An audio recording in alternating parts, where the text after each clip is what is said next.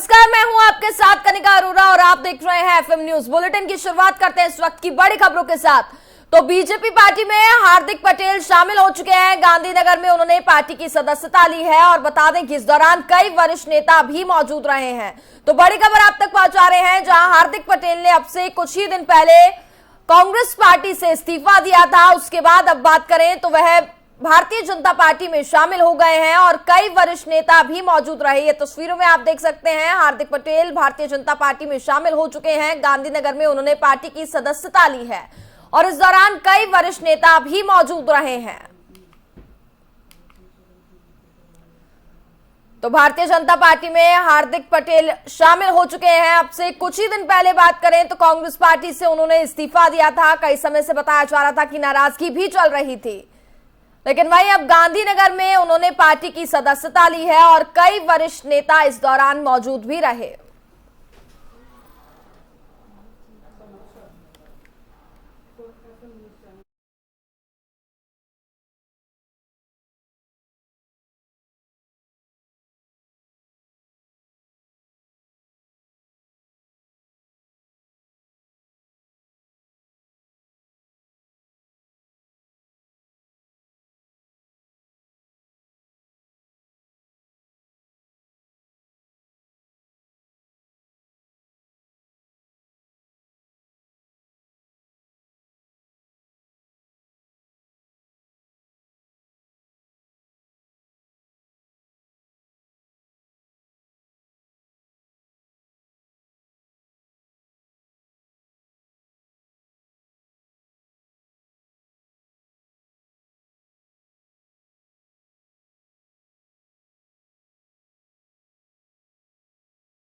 Bharatiya Janata party में हार्दिक पटेल शामिल हो चुके हैं और अब भारतीय जनता पार्टी के साथ वो अपने सफर की नई शुरुआत करने जा रहे हैं। शामिल होने से पहले एक ट्वीट में हार्दिक पटेल ने कहा कि वे यशस्वी प्रधानमंत्री श्री नरेंद्र मोदी जी के नेतृत्व में राष्ट्र सेवा के भागीरथ कार्य में छोटा सा सिपाही बनकर के काम करेंगे। तो हार्दिक पटेल अब भारतीय जनता पार्टी में शामिल हो चुके हैं। गुजरात के पाटीदार नेता हार्दिक पटेल बीजेपी में शामिल हो गए हैं। गांधीनगर में उन्होंने पार्टी की सदस्यता ली। इस दौरान कई वरिष्ठ नेता भी वहां पर मौजूद रहे। इसके साथ ही उन्होंने ट्वीट कर प्रधानमंत्री नरेंद्र मोदी की तारीफ भी की है। हार्दिक पटेल ने आज सुबह ही ये ट्वीट कर कहा था, जहां राष्ट्रहित, प्रदेश हित और जनहित एवं समाज हित की भावनाओं के साथ आज से नए अध्याय का प्रारंभ करने जा रहा हूं। तो यानी कि सुबह ही अगर बात कर ले तो हार्दिक पटेल ने संकेत दे दिए थे और अब से थोड़ी ही देर पहले वह भारतीय जनता पार्टी में शामिल हो चुके हैं।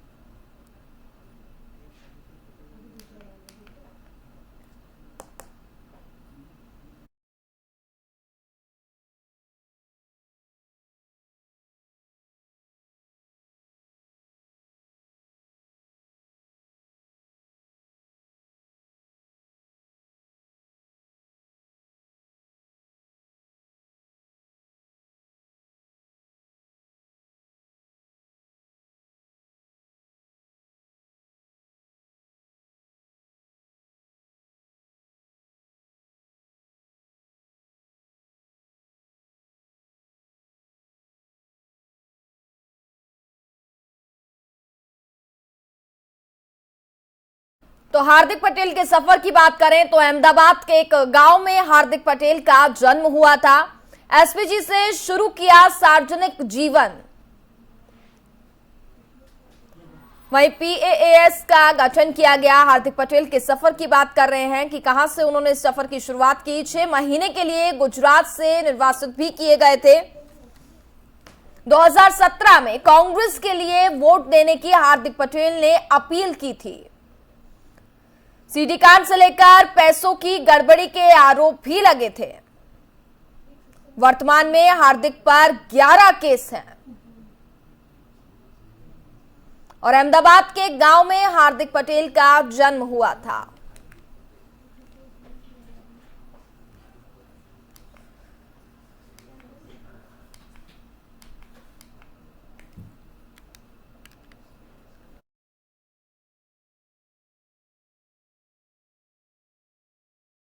एसपीजी से शुरू किया सार्वजनिक जीवन। हार्दिक ने अपने सार्वजनिक जीवन की शुरुआत उत्तर गुजरात के महसाणा से में सरदार पटेल ग्रुप यानी एसपीजी नाम की सामाजिक संस्था से की थी। संगठन के कर्ता धर्ता लालजी पटेल थे जो हार्दिक के राजनीतिक गुरु भी थे।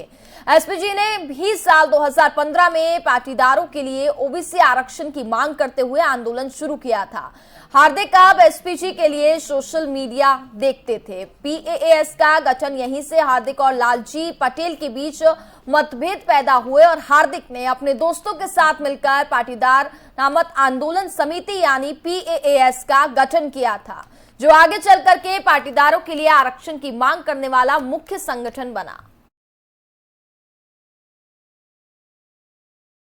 हमारे साथ ज्यादा बातचीत करेंगे कांग्रेस प्रवक्ता शान खान है, इस वक्त हमारे साथ जुड़ गए हैं। शान जी, देखा जाए तो कांग्रेस पार्टी से लगातार इस्तीफों का जो दौर है वो जारी है। कई दिग्गज नेताओं ने पार्टी भी छोड़ दी है, साथ ही युवा लोग जो है वो भी पार्टी छोड़ते हुए नजर आ रहे हैं और हार्दिक पटेल ने भी 18 मई को पार्टी से इस्तीफा दिया था और आज वो भारतीय जनता पार्टी में शामिल हो गए हैं।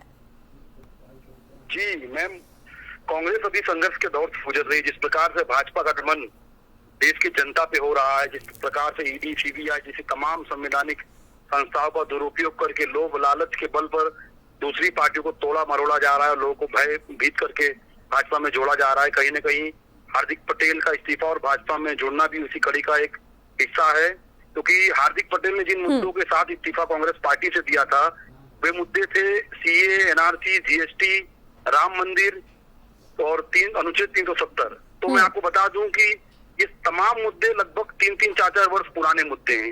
जीएसटी 2017 में लागू हुआ था और हार्दिक पटेल कांग्रेस पार्टी में जुड़े थे 2019 में। तो जीएसटी इतना अच्छा था और कांग्रेस पार्टी बाधा बन रही थी, तो कांग्रेस पार्टी में जुड़े ही क्यों?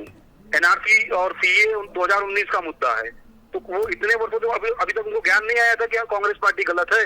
कहीं ना कहीं उनके ऊपर जो फर्जी मामले दर्ज किए गए हैं उस पर उन्हें सजा होने का भय है, जेल जाने का भय है। अपना कोठी बंगला बचाने के लिए जो लोग कांग्रेस पार्टी छोड़ रहे हैं वो संघर्ष का मार्ग छोड़ रहे हैं, कहीं ना कहीं जनता के साथ द्रोह कर रहे हैं। इस संघर्ष का समय भाजपा के दमन के खिलाफ कांग्रेस पार्टी का जो सच्चा कार्यकर्ता होगा वो लड़ेगा और जो भयभीत हो जाएगा, जिसे सत्ता की लालच होगी, वो भाजपा में जाएगा। बिल्कुल शान जी, लेकिन वहीं बात करें तो हार्दिक पटेल का ये भी कहना है कि उन्हें पद का कोई भी लालच नहीं है। उन्होंने कहा कि कांग्रेस को भी मैंने काम मांगते हुए छोड़ा है। मैम, आप समझिए हार्दिक पटेल ने किन मुद्दों के साथ कांग्रेस पार्टी ज्वाइन की थी। 14 उनके समुदाय के, पाटीदार समुदाय के 14 नौजवानों की हत्या पुलिस द्वारा की गई पाटीदार आंदोलन के समय। उन जितने भी पाटीदार युवा के ऊपर फर्जी केस लगाए गए हैं, लगभग 30 से अधिक केस लगाए गए हैं, उन केसों की वापसी की बात थी। उन 14 पाटीदार समुदाय के जो शहीद लोग हैं उनके परिवार को सरकारी नौकरी की बात थी। आज तक भाजपा की सरकार ने ना एक भी मामले वापस लिए हैं, ना उनके परिवारों को न्याय दिया है। तो हार्दिक पटेल तो पहले ये बताएं कि वो किन मुद्दों के साथ भाजपा में चले गए। आज तक वो समुदाय की बात कर रहे थे, पाटीदार समाज के नाम पे राजनीति कर रहे थे। आज वो अपनी रोटी सेकने के लिए, जेल से बचने के लिए और सत्ता की लालसा में आज भाजपा में चले गए। तो कहीं ना कहीं ये उनके दोहरे चरित्र को दर्शाता है। चलिए ठीक है शान जी, बहुत बहुत शुक्रिया आपका हमारे साथ जुड़ने के लिए।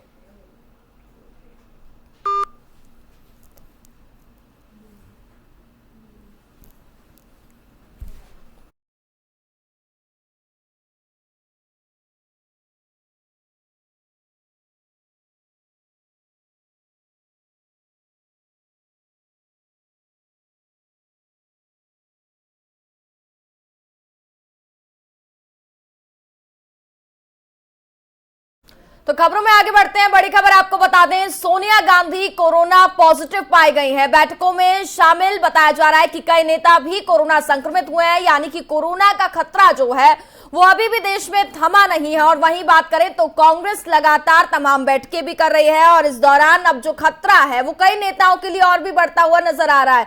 चूंकि सोनिया गांधी कोरोना संक्रमित पाई गई हैं और लगातार पिछले कई दिनों से बैठकों का दौर जारी रहा है और ऐसे में बताया ये जा रहा है कि इस दौरान कई और नेता भी कोरोना की चपेट में आ चुके हैं, यानी कई और नेता भी कोरोना संक्रमित बताए जा रहे हैं।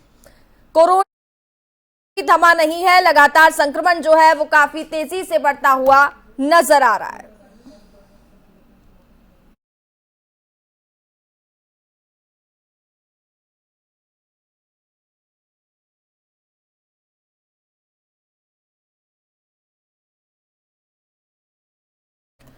कुलगाम में बैंक कर्मचारी को गोली मारकर के हत्या कर दी गई है। बैंक मैनेजर विजय कुमार की मौत कर दी गई है। राजस्थान के रहने वाले थे विजय कुमार, ये बड़ी खबर आपको बता रहे हैं। लगातार अगर बात करें तो हत्याओं का दौर थमने का नाम नहीं ले रहा है। अब से कुछ ही दिन पहले एक शिक्षिका की भी हत्या की गई थी और आज बैंक मैनेजर विजय कुमार की मौत हो गई है। कुलगाम से बड़ी खबर आप तक पहुंचा रहे हैं। जम्मू कश्मीर में टारगेट किलिंग के मामले थमने का नाम नहीं ले रहे हैं। यहां आतंकी लगातार हिंदुओं को निशाना बना रहे हैं। साफ तौर पर देखा जा रहा है कि हिंदुओं को टारगेट किया जा रहा है।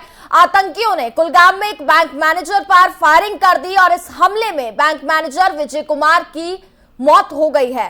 बताया जा रहा है कि विजय कुमार राजस्थान के रहने वाले थे। इससे पहले आतंकियों ने कुलगाम में ही हिंदू महिला टीचर की गोली मार करके हत्या कर दी थी। साथ ही यह भी जानकारी मिल रही है कि विजय कुमार कुलगाम के मोहनपोरा में इलाकी देहाती बैंक में तैनात थे और आतंकियों ने उन पर फायरिंग कर दी। सुरक्षा बलों ने इलाके को घेर करके सर्च ऑपरेशन शुरू कर दिया है। तो लगातार जम्मू कश्मीर में इस तरीके की जो घटनाएं हैं वो थमने का नाम नहीं ले रही हैं।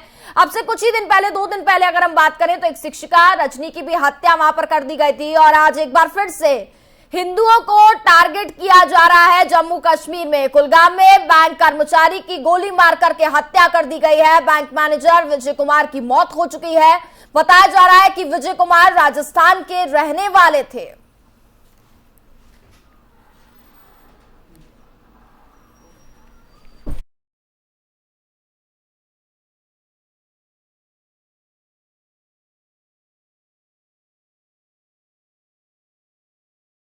तस्वीरों में भी आप देख सकते हैं कि किस तरीके से खुलेआम आतंकवादी जो है वो बैंक के अंदर घुसते हुए नजर आ रहे हैं और दिन दहाड़े हमला करते हुए वहां से फरार हो जा रहे हैं। तो बैंक मैनेजर विजय कुमार की मौत हो चुकी है और लगातार कुलगाम में बात करें तो इस तरीके के मामले जो है वो बढ़ते हुए नजर आ रहे हैं। तस्वीरों में आप साफ तौर पर देख सकते हैं कि किस तरीके से अपने हाथों में गन ताने हुए बैंक के अंदर घुसते हुए दिन दहाड़े इस तरीके की वारदात को अंजाम दिया जा रहा है। और तमाम सवाल जो है वो भी खड़े हो रहे हैं कि सुरक्षा मुहैया कराने की एक और बात की जा रही है लोगों के लिए, लेकिन वहीं दूसरी ओर अभी तक सुरक्षा क्यों नहीं मुहैया कराई गई है जब लगातार इस तरीके के मामले बढ़ते हुए नजर आ रहे हैं।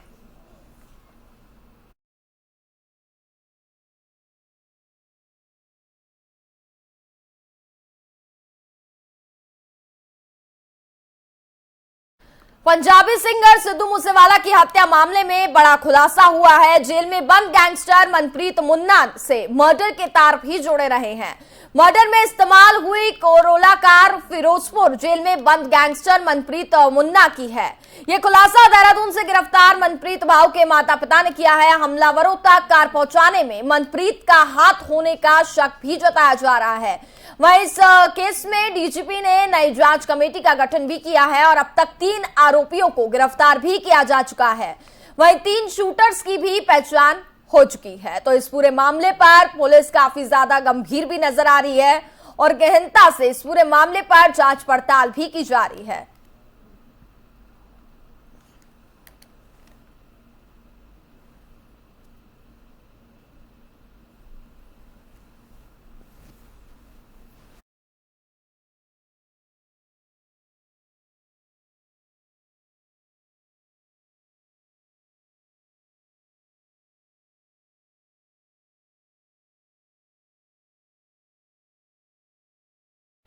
किसान नेता राकेश टिकैत दिवंगत सिंगर सिद्धू मूसेवाला के घर पहुंचे। उन्होंने परिवार से मिलकर के शोक भी व्यक्त किया है।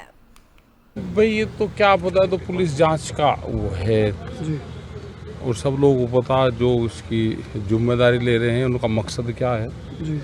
बेचारे खाते पीते घर के जमींदार है, किस धंधे में बढ़ गए, ये तो सोचने वाली चीजें हैं। और नए नए बच्चे जो उभरते हुए बच्चे, जिस तरह से पंजाब में हुए हैं, 2-3 मर्डर ये हुए हैं, पहले ही पंजाब में लोग यहाँ पे है नहीं, कुछ नौजवान नशे की उसमें हैं और कुछ ये घटनाएं देख के यहाँ से शिफ्ट कर जाएंगे तो पंजाब को बड़ा नुकसान होगा।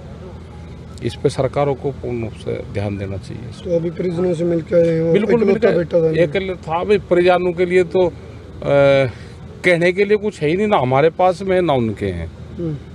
एक सांत्वना देते हैं भाई सभी लोग साथ में, लेकिन जिस पे घटना घटती है और हालात ये हैं कि अकेला बच्चा है वो ही चला गया, तो कहने के लिए तो किसी पे कुछ नहीं है, सिर्फ यहाँ पर लोग आ सकते हैं अपनी वो कर सकते हैं। लेकिन भाई इनके पिताजी मजबूत हैं, मिलिट्री में रहे हैं और मजबूत है, जो दुख हैं वो बाहर नहीं निकाल रहे और उन्हें ये है कि भाई संघर्ष करूँगा और मैं जीऊँगा। और जो उन्होंने बताया भी उसका तो बड़ा प्लान यहाँ पे था कि बड़ा हॉस्पिटल में कैंसर हॉस्पिटल बनाऊंगा यहाँ पे और बाहर से जो शो करूँगा उसके लिए ही मानसर इसके आसपास एक हॉस्पिटल कई करोड़ रुपया लगा कर बनाऊंगा। तो क्षेत्र को नुकसान होता है, इस तरह के बच्चे जाते हैं तो एक डर और भय का माहौल उससे पर्याप्त होता है और लोग वैसे ही नहीं पढ़ रहे, खास करके पंजाब के लोग बाहर शिफ्ट हो रहे हैं, तो इन घटनाओं से ज़्यादा पंजाब को नुकसान। प्रधान जी, गैंगस्टर जेल में बैठ करके सर्किट चलाते हैं, सरकार काबू नहीं कर पाती, ऐसा क्यों? भाई क्या पता आप क्यों नहीं कर पाते? तो राजनीति से होती है इनको, राजनीति वाले तो क्या इनको सह करते होंगे, ये तो अपने ही सिस्टम रहते हैं इनके कुछ।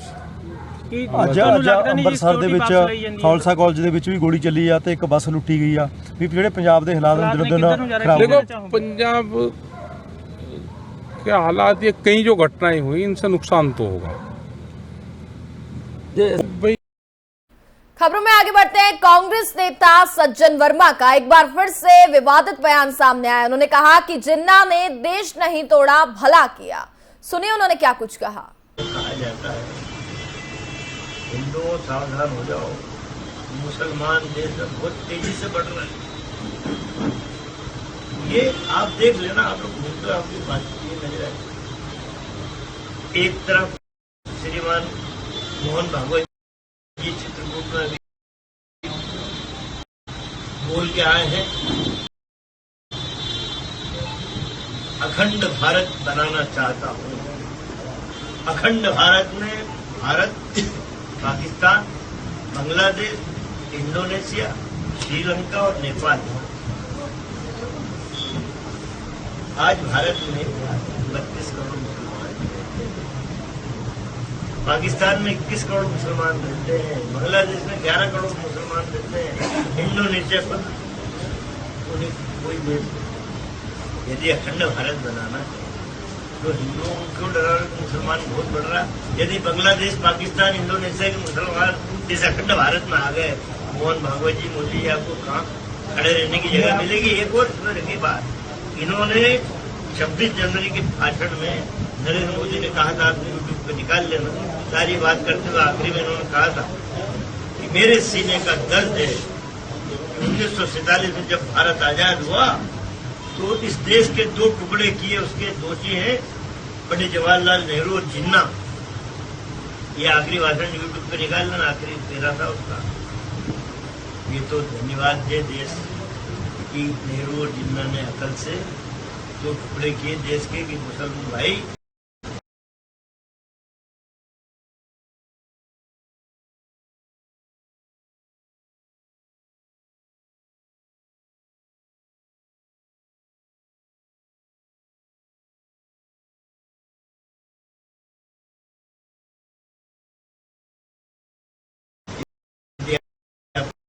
पाकिस्तान जाना है, आप मेहरबानी करके चल जाए। हिंदू भाई यदि आपको हिंदुस्तान में लेना तो आप हिंदुस्तान में रहो। ये अकल का काम करो। दोष दे रहे हैं कि जिन्ना और नेहरू, और एक तरफ उनका काका बोल रहा है कि अखंड भारत बनाना। भारतीय कोस्ट गार्ड ने बड़ी कार्रवाई करते हुए एक पाकिस्तानी नाव को पकड़ा है। भारतीय जल सीमा से पाकिस्तानी नाव के साथ 7 क्रू मेंबर्स को भी पकड़ा गया है। मामला गुजरात के द्वारका का है, जहां गुजरात एटीएस की इंटेलिजेंस के इनपुट आधार पर भारतीय कोस्ट गार्ड ने ये कार्रवाई की है। नाव को पकड़ने के बाद कल रात को ओखा लाया गया और आज विभिन्न एजेंसियां बोट का निरीक्षण करेंगी और क्रू मेंबर्स के साथ पूछताछ भी की जाएगी।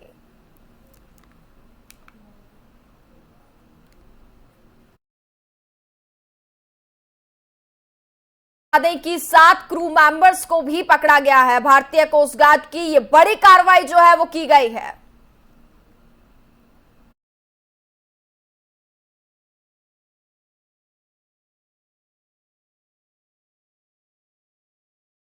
गृहमंत्री अमित शाह ने देखी अक्षय कुमार की फिल्म पृथ्वीराज, जिसके बाद उन्होंने कहा कि 2014 से हमने भारत में सांस्कृतिक पुनर्जागरण का काम भी शुरू किया है। सुनिए गृहमंत्री अमित शाह ने क्या कुछ कहा। के चौखट के अंदर महिला की स्वतंत्रता क्या हो सकती है, सम्मान क्या हो सकता है, समान अधिकार क्या हो सकता है, ये हमारी सांस्कृतिक ऊंचाइयों का बहुत सुंदर तरीके से चित्रण भाई चंद्र प्रकाश जी ने किया है। मैं उनको बहुत बहुत साधुवाद देना चाहता हूं। पृथ्वीराज कहानी एक ऐसे योद्धा की जो है जो अफगानिस्तान से लेकर दिल्ली तक एक एक इंच जमीन पर हुए, एक एक इंच जमीन पर लड़े। ये 900 साल 1000 साल की लड़ाई व्यर्थ नहीं गई है। सन 47 में हम स्वतंत्र हुए और मैं निश्चित रूप से कह सकता हूं कि 2014 से जो सांस्कृतिक पुनर्जागरण का एक युग भारत के अंदर शुरू हुआ है, वो फिर से एक बार भारत को उस ऊंचाइयों तक ले जाएगा जहां राजस्थान में सरकार रिपीट ना होने पर सचिन पायलट ने कहा कि इसके कारणों की पड़ताल जो है वो की जाएगी। आगे आपको सुनाते हैं कि सचिन पायलट ने और क्या कुछ कहा। कल भी लेंगे आने वाले समय में कैसे एकजुटता से चुनाव लड़ा जाए, और मैं बार बार कह रहा हूं कांग्रेस पार्टी की सरकार कैसे रिपीट हो। हम लोग इस बात को मानना पड़ेगा हम लोगों को कि एक बार हम सिर्फ 50 विधायक रह गए थे, एक बार सिर्फ 21 विधायक रह गए थे, तो उन कारणों की चर्चा भी होनी चाहिए कि ऐसा क्या कारण है कि जनता बहुमत देती है और हम राजस्थान में सरकार रिपीट नहीं कर पाते हैं। हमारी सरकार रिपीट दिल्ली में हुई 3 बार, असम में हुई 3 बार, आंध्र में हुई 2 बार।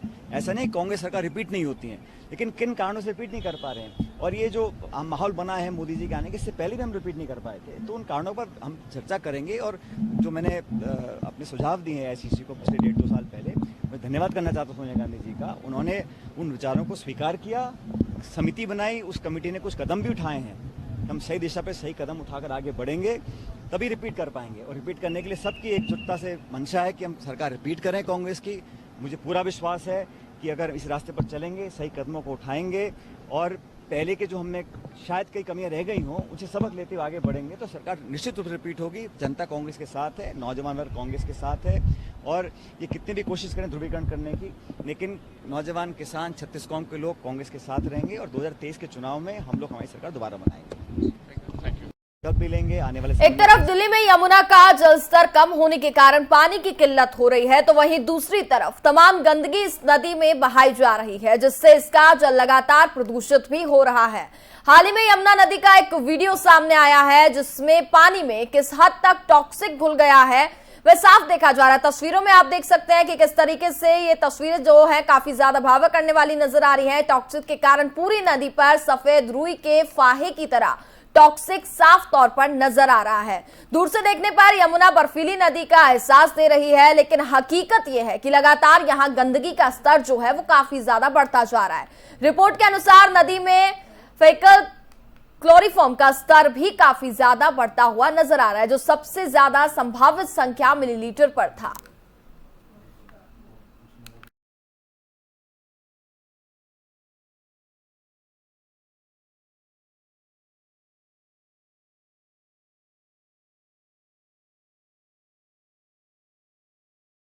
और इसी के साथ फिलहाल इस बुलेटिन में बस इतना ही। देखते रहिए एफएम न्यूज। नमस्कार।